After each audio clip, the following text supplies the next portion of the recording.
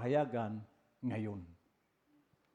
Amen. So kung kayo po ay nais mag-take note kasi baka mamaya ay magkaroon kayo ng kausap na second coming, meron kayong revelation na ang second coming, first coming, tapos na ito. Amen. Okay, so punta po tayo dito sa ating propeta. Sa muna, Bible muna tayo. Buksan po natin ang Ephesians. Ephesians chapter 1. Verse 17. Tingnan niyo po ang revelation kay Apostol Pablo. Apostol Pablo po, wala pa po ang 7 seals. Kasi ang 7 seals, revelation. Last book, ang Biblia. Pero sa Ephesians, may makikita na po tayo mga nabanggit si Apostol Pablo. Verse 17. Tingnan niyo sa Bible. That the God of our Lord Jesus Christ, the Father of glory, may give unto you the spirit of wisdom. Ayan. So, sabi niya, sa pag-translate mo ito, na ang Diyos Anya ng ating Panginoong Hesukristo, ang Ama ng kaluwalhatian, ay bigyan kayo ng spirit of wisdom. So, si Pablo noon ay nagsasalita na kasi nakikita ni Pablo yung darating na panahon, hindi natural. Makikita ito lamang sa pamamagitan ng, sabi rito? Spirit of wisdom and revelation. Okay. In the knowledge of Him. Sino yung Him? Si Lord. Okay. 18, sabi niya. Ano yung prayer, yung nais makita natin? Kasi ang nakita ni Pablo sa panahong huli.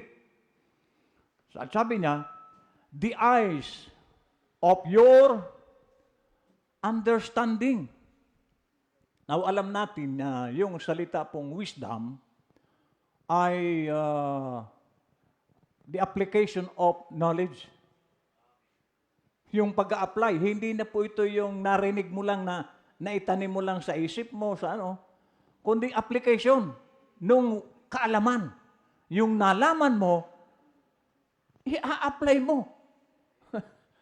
Ibig sabihin, ito yung panghuling panahon. Application po ngayon, buhay. Hindi po ito yung basta na, at hindi katulad ng mga nag-aaral ng Biblia, basta, naalaman ko, makikipagdebate pa. Hindi mo kailangan dito ang debate. Ang kailangan dito buhay. Pamuhay. Okay. Sabi niya, ano yung pong, sabi niya, understanding, being enlightened. Ano yung word na enlighten? Maliwanagan tayo. Na itong huling panahon ay ipamuhay ang salita. Okay. That ye may know what is the hope of His calling. Okay, so tayo po, alam ba natin kung bakit tayo tinawag ni Lord? Tinawag ba tayo ni Lord para maupo? Palagay niyo. So kailangan daw maliwanagan tayo kung ano yung pag-asa ng isang Kristiyano kung bakit siya tinawag.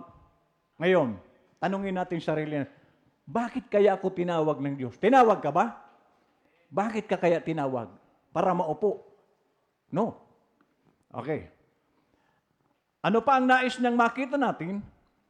And what the riches of the glory of His inheritance in the sense, alam natin pag sinabing inheritance, para lang ito sa mga totoo. Yung pamana. Lalo na yung buhay na walang hanggan, pamana po yan sa atin. Tanong, meron ka ba noon? Sigurado ka ba meron ka noon? Kasi yan po yung mga mamanahin ng Kristiyano. Okay. Sabi po sa, and what is the exceeding greatness of His power to us, word? Ayan, nakikita niyo po na hindi po nawawala ang power sa gospel. Kambal po yan lagi. Kaya pag ang church, puro lang gospel, puro lang message, walang power, hindi po kumpleto ang kanyang pagiging mangangaral. Kasi magkasama po ito.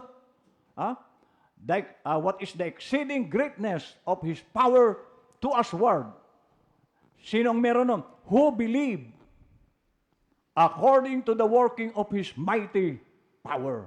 So kaya, hindi po natin ito pwedeng alisin ang dynamic. Mayroong mechanics, mayroong dynamic lagi yan. Amen. Sabi niya,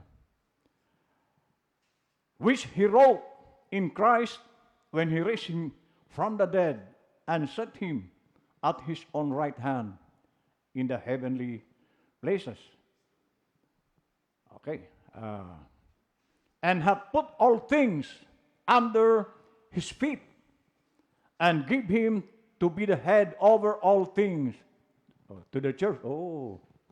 Matindi po ito. And have put all things under His feet. Lahat po nasa ilalim ng kanyang paa.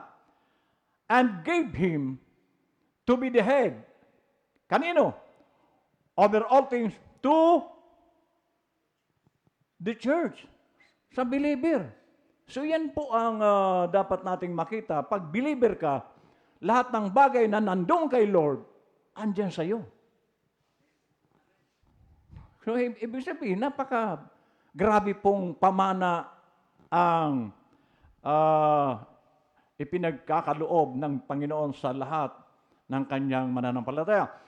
Sino yung iglesia? Yung church? 23. Which is His body? Sino raw yung church? Sila yung katawan ni Kristo. At anong klaseng katawan to? The fullness of Him that filleth all in all. Na siyang katawan niya, nakapuspusan niya ang pumupuspos ng lahat sa lahat. Okay, pupunta po tayo sa prophet. Now, bago po pala yun. Dito po sa sa John chapter 3. John chapter 3. Alam na po natin ito. Verse 3. Sabi po ng Panginoon, si Lord mismo ito. Jesus answered and said unto him, verily, verily, I say unto thee, except a man be born again, he cannot see. At yung see po rito, alam natin, ang pwede lang makakita ay mata. Amen. At alam natin, ang mata ay propeta. So sabi niya, he cannot see. At yung word na see is understand. Hindi nyo anya maunawa ang kingdom. Amen. Sabi niya, kung hindi kayo ma-born again. Kaya marami po ang hindi naintindihan ang mensahe kasi hindi pa po sila born again. Ang makakaunawa lang nito yung naniniwala sa propeta. Kasi ang mata dito sa iglesia, propeta. Amen. He cannot see. Now, alam natin, ang hindi anyan nila makikita ang kingdom. Ano po ba yung kingdom na hindi nakikita ng tao? Dito po sa Romans chapter 14, verse 17. Anong kingdom? Kasi po dito sa Acts 1:6, pakiano mo nga Acts 1:6, tingnan nyo, kung ano ang itatayo ni Jesus Christ na kingdom. Acts 1:6 to 7. Tingnan nyo. When they therefore were come together, they asked of him, saying, Lord, wilt thou at this time restore again the kingdom of Israel? So yung mga alagad nagtanong, sa pagkakataon ba niyang ito, ay itatayo mo na ang kaharian ng Israel. Now, alam natin ang Israel ngayon ay believer. Hindi po Israel dahil doon ka isinilang sa Israel. Kundi kapag ikaw ay believer ng mensahe, kasi sila, naging Israel sila, kasi sila yung mga mananampalataya ng mensahe noon. Pero yung mensahe ngayon, hindi na po sila mananampalataya.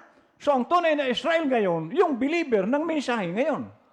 So sabi ng mga tao niya, ay, wilt thou at this time restore again the kingdom of Israel? 7. Anong sabi dito sa mga Hudyo po yung kausap ni Lord, sina Pedro. And he said unto them, it is not for you to know. Hindi alam ni na Pedro. Yung kingdom na itatayo ni Lord. Ano sabi? It is not for you to know the times or the seasons which the Father hath put in His own power. Hindi po inihayag ni Lord sa kanila kung ano yung kingdom na itatayo. Okay. Romans 14:17. Ano po ang sabi niyan? Kung anong kingdom yung itatayo ni Lord. Sige nga. Ayun. Ano sabi rito?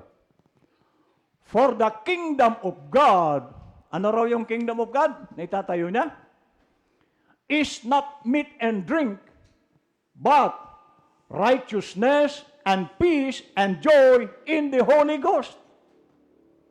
So ano pong kingdom ang itatayo ni Lord? Palasyo? Sundalo? May mga senador? Amen?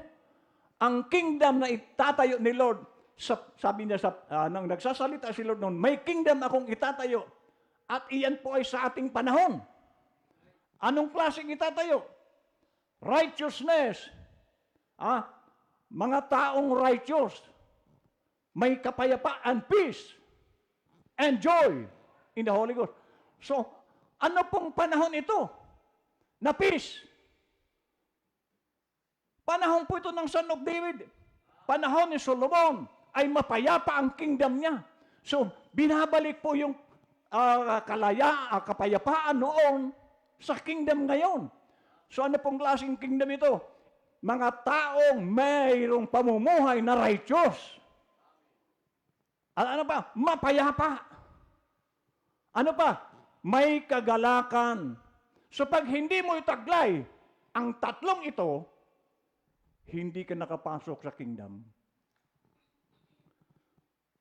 Iyan po ang nakita ni Pablo na kingdom na itatayo na hindi ipinaalam sa kanila. Pero mayroong propesya na si Pablo na ito yung kingdom na itatatag ni Lord sa Son of David. Hello? Ngayon, tingnan niyo po ang sarili natin. Ikaw ba yung namumuhay righteous? Ikaw ba yung namumuhay na may kapayapaan? Namumuhay na laging may kagalakan? Hindi struggle kasi Son of David, hindi po struggle. Hindi siya problemado. Kaya nga nagagawa niya yung maglingkod ng tama kay Lord sapagkat wala na po siyang struggle sa buhay. Mapayapa at laging nagagalak sa Espiritu Santo. Amen. Anong klaseng kingdom meron tayo ngayon? Kasi hindi naman pala palasyo ang itatatag ni Lord. Hindi marami mga senador. Hindi yung may mga sekretaryo pa. Kundi individual po tayo. Kingdom po ni Lord yan. At sino yung kingdom ni Lord? Merong pamumuhay righteousness, peace, and joy in the Holy Ghost. Okay, naiintindihan po ba natin? Pupunta po tayo sa prophet. Kasi mahalaga po na itutulay natin lagi sa propeta ang ating mensahe. Praise the Lord.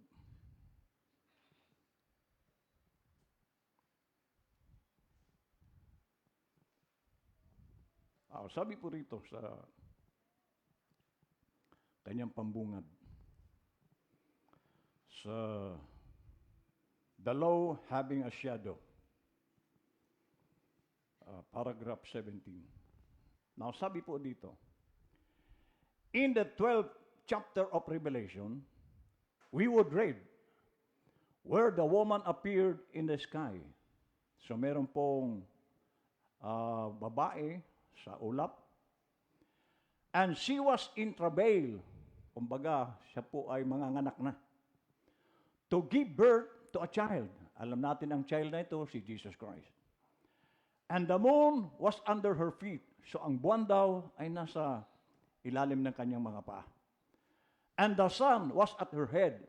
So, kumbaga sa natural, andito sa ulo niya, ang araw, nasa baba naman yung buwan. Okay. That represented the law. So ang kahulugan pala noon, yung araw nasa uluhan at ang buwan nasa paanan, ay ito'y nagpapakilala patungkol sa kautusan. Kasi nagpasimula po tayo sa Old Testament. Ang Old Testament ay law. Okay. The church, of course, was. The woman, sino po yung manganganak? Was the church. So, ang larawan pala yung babaeng yun ay iglesia, tayo. Okay. And the moon under her feet represented the law. And the sun at her head represented the dispensation of grace. So, mula sa law, pumasok sa biyaya. Okay. And the moon is the shadow of the sun. So alam natin na kung wala po ang sun, hindi naman magliliwanag ang buwan. Kasi ang liwanag ng moon sa gabi, hindi niya yan sariling liwanag. Reflection po yan, kaya siya maliwanag sapagkat yung sun, nililiwanagan siya. Hindi sa kanya galing yung liwanag. Galing sa sun. Ayan. Okay. The moon and the sun represent Christ and the church. Oh. Sino po yung sun? Sino yun? Christ. And the church. Tayo. So tayo yung moon. Siya yung sun. Na magliliwanag lang ang moon sa pamamagitan ng sun. So kaya nga, kapag ang isang Kristiyano hindi ito naliliwanagan ni Kristo, wala pong ilaw yan. Kaya madilim ang buhay niyan. Pag nasa dilim po ang tao, wala pong direksyon ang buhay niyan. Kaya magsisimba lang yan. Uy, wala direksyon. Kasi kung ikaw ay totoong Kristiyano, may direksyon ang buhay mo. Bakit? Merong liwanag na nasa sayo. Okay, naintindihan na natin. Sabi niya. And the moon is the shadow of the sun. The moon and the sun represent Christ and the church. In other words, the moon and the sun is husband and wife. Yung moon. Kaya lagi tayong nasa babae. Ang head, ang sun, ang Diyos. Siya po ang nagliliwanag sa iglesia. Kaya pag walang Diyos, walang Kristo sa puso mo, hindi ka po magliliwanag. Kaya wala kang direksyon. Sabi niya, that when the moon only is reflecting the shadow of the sun. Ayun. Kaya siya nagliliwanag ang moon. Merong sun na nagbibigay sa kanya ng ilaw. The sun is shining on the moon. It reflects the light to the earth when it's dark. So sa natural, kapag po gabi, dilim, di ba? Pero dahil may buwan, nagliliwanag ang earth. So ang believer, siya po ang liwanag ng sanlibutan. Dapat magliwanag tayo sa paningin ng mga unbeliever. Maliwanag ba tayo? O tayo pa yung nakikita nilang madilim? So dapat, merong nakikita ang unbeliever sa atin, nakakaiba. Bilang mananampalataya. Pero kung, halimbawa, tingnan niyo po ang isang natural. Pag nakatalikod ang mga babae, mapapansin mo po ang pagkakaiba. Meron pong mga babae na gupit lalaki. So wala nang pinagkaiba sa mundo. Mga babae, ang damit, pantalon. Wala nang pinagkaiba sa mundo. So ano pang pinagkaiba ng Kristiyano at hindi? Pag Kristiyano ka, kakaiba kasi ikaw po ang liwanag. Pero kung ang nakikita rin sa atin, yung ginagawa ng unbelievers, asan ang liwanag doon? Imbis na tayo ang magbibigay ng example sa mga unbeliever, sumasabay pa sa unbeliever. Hindi po yung gawain ng isang iglesyang tinawag ni Lord. Amen? So, dapat, sabi niya, it reflects the light to the earth. When it's dark, nasa darkness po ang mundo ngayon. So, tayo po ngayon ang magbibigay liwanag sa mga unbeliever. The sun is shining on the moon. It reflects the light to the earth when it's dark. So, tayo po ang dapat na makitang liwanag sa sanlibutan ito. Amen? Hebrews chapter 1, paragraph 1, 2, 3. Now look, sabi niya, Christ is the head of all things. And He's the head of the church. So sino po ang head ng iglesia? Si Christ. And did you ever see a big diamond? A great big diamond that is chip, right? It's got little chips knocked off of it. Chip off of it. That makes a correct diamond. So kung nakakita ba niya kayo ng diamante? Ang diamante po, nagiging maganda lang yan kung may mga tapyas. At bawat tapyas niyan, doon lumalabas ang brilliant ng diamond. Amen. So kung hindi po yan mga natapyasan, hindi mo makikita ang kagandahan ng diamond. Kaya gumaganda yan kasi tatapyasan mga gilid-gilid. So pag natapyas na yan, dyan na maglalabasan ang kintab. So sabi niya, that makes a correct diamond. What's the chips for? Para saan yung pagtatapyas? The real diamond, the way it comes out, it's been bruised. The real diamond, when it's found. So kapag daw ang isang diamante ay nakita, tatapyasan ito, okay? Kumbaga sa tao, masakit po yun. Tatapyasan ko. So ano ibig sabihin to? Sa pagiging Kristiyano, tayo po yung diamond. At ang real diamond is Christ. So bago tayo maging brilliant, masasaktan muna tayo. Bakit masasaktan? Marami kasing dadaanan ang born again. O halimbawa, sa buhok. Masakit po yan. Pero mo, ang gandang-ganda sa tingin mo, ng gupit mo noon, Shaggy. Shaggy ba? Tapos, merong nagkukulay dilaw. Tapos bigla mong pahahabain, masakit po yun. Dati-dati, ang tingin sa iyo ng mga kabarkada mo, sexy, kasi nakapantalon ka eh. Bigla ka na lang papapaldahin, masakit Kuya Eddie yun. So marami kang dadaanan dito, akala ba natin dahil nagsimba na tayo, okay na? No. Bago ka maging totoo, ayun na nga lang, daanan ka ng mensahe ni pastor na masakit, agkulagabay. Tapos ka na. Di ba? Kaya nga, ang iba hindi na tumagal eh. Masakit mangaral si pastor. Wala akong magagawa. Ang pinapangaral ko, totoo. Hindi naman si pastor na bubuhay sa ties ninyo. Ang trabaho ko, sabihin ang totoo.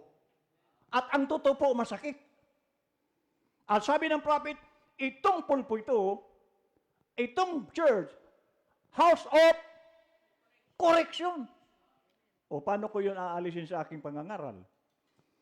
Na kung wala yun, hindi tayo matutuwid. Maraming church, hinahayaan lang yung mga membro. Ay, hindi po ganun si Pastor Labalan. Pag may nakita si Pastor, kasi habang nagpipre po ako, may nakikita ako kung ano ang karakter ng membro. At maririnig mo yun dito sa pulpito. Alam ni Lord kung anong klaseng tao tayo. Dito mo yan maririnig. O, ang tanong, pinuntahan ba kita? Para makita ko kung sino ka? No. Alam ni Lord kung sino tayo. Kailan malalaman? Sa pulpito. Kaya kung ang mensahero, duwag, hindi po may tutuwid ang membro. Amen. So, next slide. Now, each one of those lights represents gifts. Ano daw ang ano ang nire-represent ng bawat light? Gifts. But it's only Christ is the diamond. Sino po ang pinaka-totoong diamond? Si Christ. And He was the one who came and was bruised. O siya, nagdusa. Isipin niyo si Kristo, wala namang kasalanan. Nagdusa. Para lang ipakita niya sa atin na ang pagiging matuwid ay merong sakripisyo. Hindi ka matutuwid kung hindi ka magsasakripisyo sa buhay mo. Amen? And wounded, nasugatan siya, and chipped, that He might reflect Himself back as a light to the world. At tayo po yung world dati. Pero para tayo magliwanag, kailangan niyang masaktan, mamatay para sa atin. He's that master diamond. Si Lord pala ang master sa mga diamond. Okay. Shalom. Now the other day, okay. Now the other day, we've had in the event of the history of the church now, sabi niya, in the Bible, the moon represents the church, na ulit. And the sun represents Christ. For we find that in Revelation, the 12th chapter, the woman which was the church, she was found with the moon under her feet and the sun at her head, 12 stars and her crown. So, ilang pong star ang crown? Na nasa ulo? 12 stars and her crown, which the old Orthodox Jewish law was under her feet. She had crossed over into the light of the sun. 12 stars are the 12 apostles. So ang apostle po, siya yung korona ni Kristo. At tayo man magiging kasama sa korona kung isa ka doon sa mga nagsakripisyo. Kasi ang pagiging tunay na Kristiyano, mga kapatid, sakripisyo po ito. Biro mo, katulad po ng, example ko lang itong aking panganay. Grabe ang sinakripisyo niyan. Biro mo, may nanliligaw. Kasi normal naman sa babae ang ligawan, tama ba? Mga professional sa school, kasi nag-teacher yan, 2 years. Wala, nireject niya lahat. Bakit? Kasi meron siyang prayer. Ang prayer niya, Lord, bigyan kung mag-aasawa ko, gusto ko po, Lord, yung matutuwa ka rin. Third coming believer, Lord. Amen. So, tiniis niyang mag-boyfriend. Hindi siya nag-boyfriend.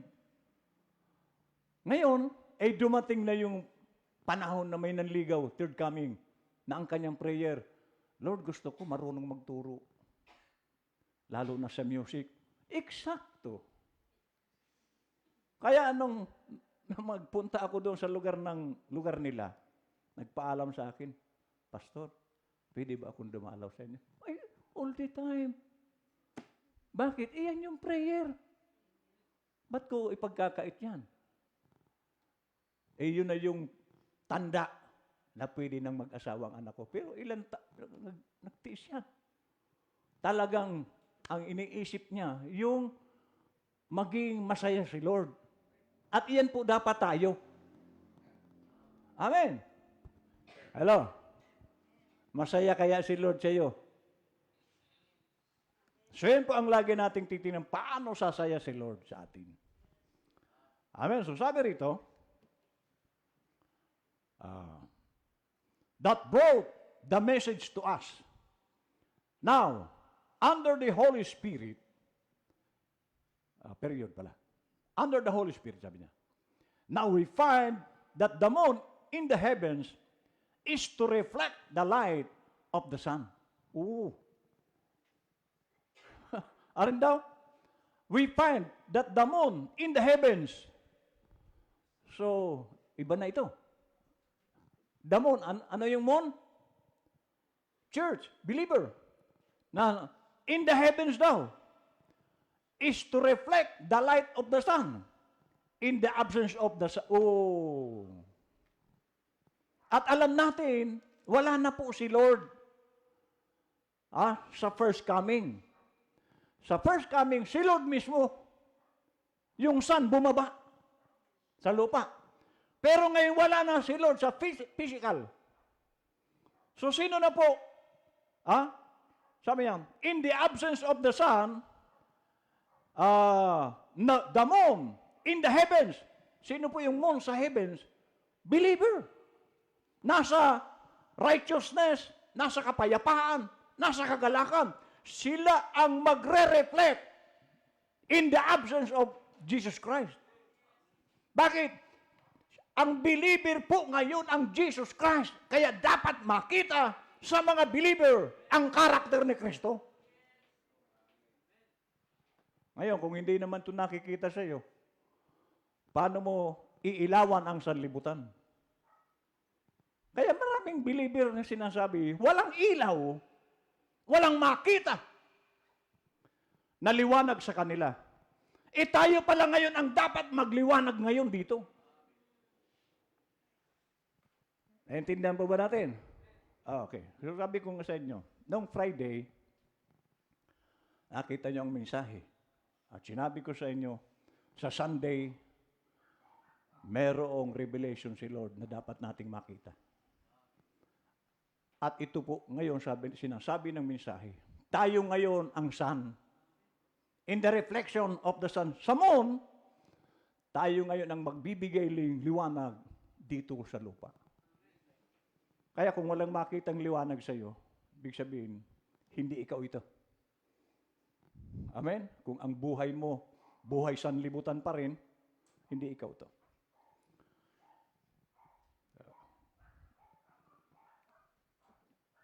Now, sabi po rito, sa Shalom Uli, paragraph 6:9. And today, the church is reflecting the light of the absent Son of God. So, sino na po? Kasi, yung si Jesus Christ in the flesh, yung first coming niya, wala na. Amen? Bumalik siya sa Espiritu. At ang Espiritong yon, iyon yung buhay na nasa dugo. At lahat ng mga believer, binigyan niya ng kanyang Espiritu. So, ang magliliwanag ngayon, believer na. In the absence, sabi niya, in the absence of Son of God. The church is a reflection of the light. Nandiyan ba? Ayan. The church is a reflection of the light. Bakit? Because he said, a little while and the world seeth me no more. Yet ye shall see me. Ang sanlibutan na niya, konting panahon na lamang, hindi na ako makikita. So makikita niya po, ang sanlibutan po, hindi nila makikita ang mensaheng ito. Siya yung mensahe. Hindi nila ito makikita. Pero kayo niya, yet ye shall see me, for I will be with you. Ngunit anya makikita niyo ako sapagkat ako isa sa inyo. Okay? Even in you, to the end of the age. Hanggang sa matapos ang panahong ito, andyan ako sa inyo. Yan po yung sabi niyang, I will not leave you, nor forsake you. Yan pong, kaya nga, alam niyo sa aking experience, ako po, hindi po ako nag-aalala. Sa kahit anong bagay, dahil alam ko, kasama ko ang Panginoon. At dapat lahat tayo, iyon po ang pakiramdam.